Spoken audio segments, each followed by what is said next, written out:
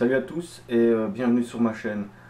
Euh, le sujet d'aujourd'hui abordera encore une fois bien sûr le survivalisme ou peu importe comment la résilience, la préparation, peu importe.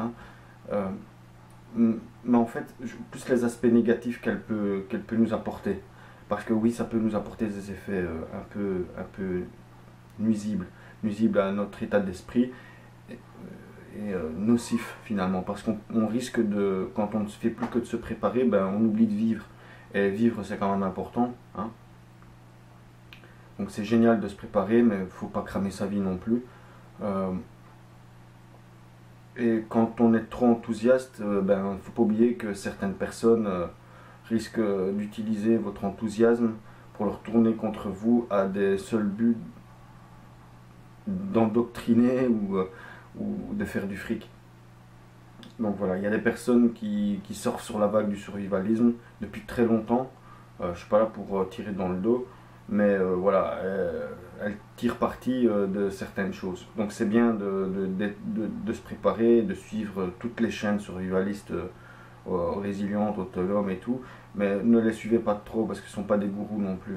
Pas oublier que bon, dans l'extrême de l'extrême, les sectes aussi utilisent les sujets aussi anxiogènes que traite le survivalisme à des fins, des seuls buts d'endoctriner, de se constituer des petites brebis bien dressées et de suivre comme des moutons leur nouveau gourou et maître.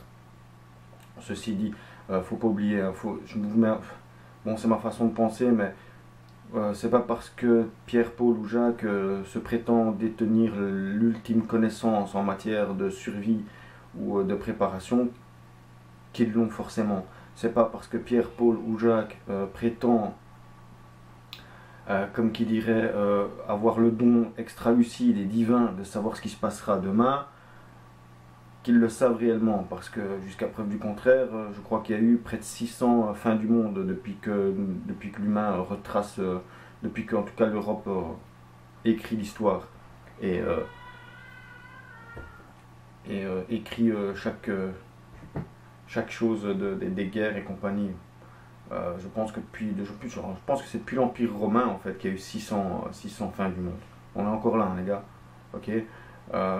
C'est bien de se préparer. Il y a des catastrophes, il y a plein de trucs qu'il faut pour lesquels nous devons être prêts personnellement.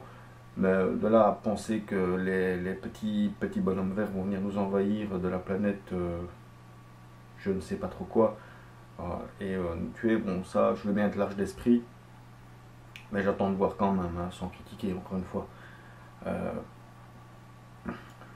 voilà, c'était ce que j'avais envie de dire. Bon, beaucoup c'est un sujet qui est quand même difficile à traiter, hein. Je ne suis pas le meilleur d'entre nous pour pouvoir traiter ce sujet-là.